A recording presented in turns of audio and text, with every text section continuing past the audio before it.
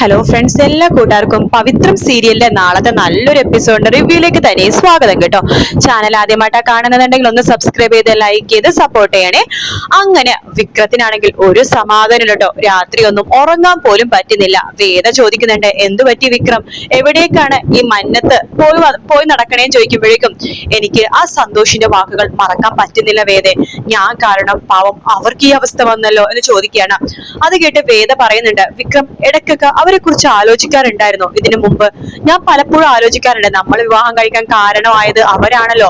അവരെപ്പോഴേക്കോ മുഖം തെളിഞ്ഞു വരാറുണ്ട് എന്റെ മനസ്സിൽ. പക്ഷെ അപ്പോഴൊന്നും അവർക്ക് ഈ ഒരു അവസ്ഥയാന്ന് ഞാൻ വിചാരിച്ചില്ല വേദ എന്നിങ്ങനെ പറയാം. അപ്പൊ വേദ പറയണ്ടേ, ഞാനും പലപ്പോഴും അവരെ കുറിച്ച് ആലോചിക്കാറുണ്ട്. ഞാൻ പിന്നെ വിക്രത്തെ പറഞ്ഞില്ലെന്നേ ഉള്ളൂ. എനിക്ക് അവർക്ക് വേണ്ടി എന്തെങ്കിലുമൊക്കെ ഒന്ന് ചെയ്യാൻ വേണ്ടി തോന്നാണ്. പാവം ഞാൻ കാരണം അവരെത്രമാത്രം കഷ്ടപ്പെടുന്നത് അല്ലേ. നമുക്കൊരു കാര്യം ചെയ്താലോ, നമുക്ക് ഗീവർഗീസ് സെറ്റിന്റെ വീട് വരെ പോയാലോ ഈ സമയത്തോ? അതെ, എനിക്കെന്തോ അവിടെ പോവാൻ വേണ്ടി തോന്നുവാ. നീയും കൂടി വരാവോ? വരാം എന്ന് വേദയും പറയണം. അങ്ങനെ വേദയും വിക്രവും കൂടി നമ്മുടെ ഗീവർഗീസിന്റെ മേരിയുടെയും വീട്ടിലേക്ക് പോവാട്ടോ. രാത്രി അവര് വാതിൽ മുട്ടുമ്പോഴേക്കും അവർ തുറക്കുമ്പോ, ഓ നിങ്ങളായിരുന്നോ, പേടിച്ചു പോയി. അതെന്താ? അല്ല, രാത്രി ഇങ്ങനെ വാതിൽ മുട്ടുമ്പോഴും ഒക്കെ പേടിക്കണമല്ലോ എന്ന് മേരി പറയാണ്. അപ്പൊ വേദ പണ്ട് മേരി ചേച്ചി ഏതോ ഒരു നോവലിന്റെ ഭാഗം പറയാൻ വേണ്ടി വന്നതല്ലേ? അതന്നെ. അല്ല, എന്ത് ഈ സമയത്ത്? അതോ വിക്രത്തിന് കിടന്നിട്ട് ഉറക്കം വരുന്നില്ലെന്ന്. എന്ത് പറ്റി എന്ന് ചോദിക്കുകയാണ്. അത് ഒരു സംഭവം ഉണ്ട് എന്ന് പറയുന്നുണ്ട്. നിങ്ങൾ അകത്തേക്ക് വാ, കേറി വാ എന്ന് പറഞ്ഞ് വിളിക്കുകയാണ്. അങ്ങനെ ഗീവർഗീസ് ചോദിക്കണ്ടേ, എന്താ വിക്രം, എന്താ പറ്റിയത് എന്ന് ചോദിക്കുമ്പോ, അത് ഇന്ന് പുതിയ മാനേജർ ജോയിൻ ചെയ്തെന്ന് പറഞ്ഞില്ലേ? മേരി പറഞ്ഞിരുന്നു. സന്തോഷം അല്ലേ? നല്ല പുള്ളിക്കാരനാണെന്ന് അവള് പറയണത്. അതെ, വളരെ നല്ല മനുഷ്യനാണ്. പക്ഷെ എനിക്കും വേദക്കും ഈ സന്തോഷിനെ നേരത്തെ അറിയാം. നേരത്തെ അറിയാന്നോ? നിങ്ങൾക്ക് എങ്ങനെ അറിയാം?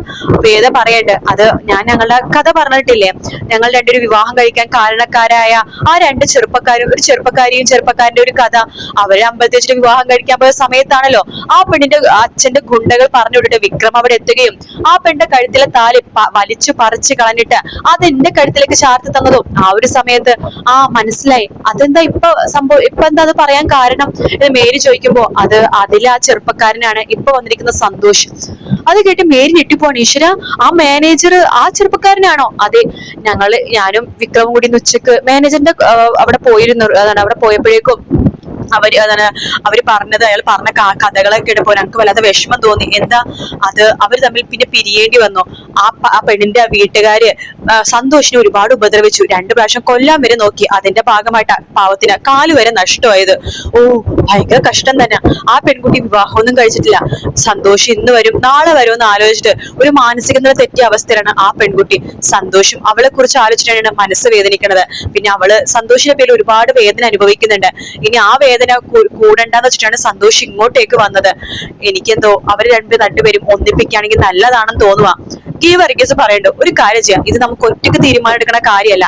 ദൈവത്തിന് മുമ്പിൽ പോയി തീരുമാനം എടുക്കണം. ഏട്ടൻ എന്താ പറഞ്ഞു വരുന്നത് എന്ന് വേദ ചോദിക്കുമ്പോ മേരി പറയണ്ട, ദൈവം എന്ന് ഉദ്ദേശിച്ചത് നമ്മുടെ പള്ളിയില് അച്ഛന്റെ കാര്യമോ? ശരിയാ, അച്ഛൻ കറക്റ്റ് ആയിട്ട് പറഞ്ഞുതരും എന്ന് വിക്രവും പറയണ്ട. രാവിലെ തന്നെ വിക്രവും വേദയും ഗീവർഗീസും മേരിയും കൂടി അച്ഛനെ കാണാൻ വേണ്ടി പോവാട്ടോ. അച്ഛൻ അവരെ പിടിച്ചിരുത്തുന്നുണ്ട്. എന്നിട്ട് ബൈബിൾ തുറന്നിട്ട് ആ ഒരു വാചകം വായിച്ചു കേൾപ്പിക്കുകയാണ്. അതിൽ പറഞ്ഞിരിക്കണ വേറൊന്നുമല്ല, നിങ്ങൾ ഒരു സ്ഥലത്ത് എത്തിയിട്ടുണ്ടെങ്കിൽ അതിന് തക്കതായ കാരണമുണ്ട്. ദൈവം ആരെയോ തമ്മിൽ കൂട്ടി യോജിപ്പിക്കാൻ വേണ്ടിയാണ് നിങ്ങൾ ഇവിടെ കൊണ്ടുവന്നിരിക്കുന്നത് എന്ന് പറയണം. അത് വായിച്ച് അച്ഛൻ പറയണ്ടേ, ഇതിന്റെ അർത്ഥം ഒന്ന് മാത്രമേ ഉള്ളൂ, നിങ്ങളെ കൊണ്ട് മാത്രമേ അവരെ ഒന്നിപ്പിക്കാൻ സാധിക്കുള്ളൂ. നിങ്ങൾ ഇപ്പൊ തന്നെ സന്തോഷിനെ പോയി കാണണം. സന്തോഷിന് വേണ്ടി സ്ത്രീയെ കണ്ടുപിടിച്ച് അവരെ രണ്ടുപേരും ഒന്നാക്കിപ്പിക്കണം. അതാണ് നിങ്ങളുടെ നിയോഗം എന്ന് പറയാണ്. വേദയും വിക്രമത്തിന് ഭയങ്കര സന്തോഷമാണ്. വിക്രം പറഞ്ഞ ഈ ഒരു വാക്ക് അച്ഛന് വായന എനിക്ക് സന്തോഷമായി.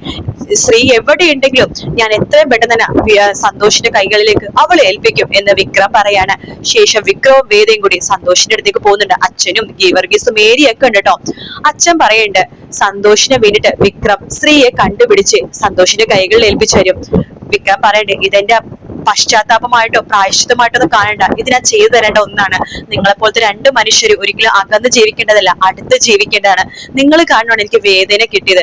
നിങ്ങൾക്ക് വേണ്ടി ഇത് ചെയ്യാൻ എനിക്ക് സന്തോഷം മാത്രമേ ഉള്ളൂ എന്ന് പറഞ്ഞിട്ട് നമ്മുടെ വിക്രം ഇറങ്ങുവാട്ടോ നമ്മുടെ സ്ത്രീയെ കണ്ടുപിടിക്കാനായിട്ട്. ഉടനെ തന്നെ സ്ത്രീയെ കണ്ടുപിടിച്ച് നമ്മുടെ സ്ത്രീയുടെ കയ്യിൽ പിടിച്ചിട്ട് നമ്മുടെ സന്തോഷിന്റെ മുമ്പിലേക്ക് കൊണ്ടുവരും. എന്നിട്ട് സന്തോഷിന്റെ സ്ത്രീയുടെ വിവാഹം നടത്താനാണ് വേദയുടെയും വിക്രത്തിന്റെ പ്ലാൻ കേട്ടോ. എന്തായാലും കാത്തിരുന്ന് കാണാം ഫ്രണ്ട്സ്. വീഡിയോ ഇഷ്ടപ്പെട്ടാൽ ലൈക്ക് ചെയ്യുക, സബ്സ്ക്രൈബ് ചെയ്യുക, കമന്റ് ചെയ്യുക. മറ്റൊരു വീഡിയോ കാണാം. Take care, bye bye.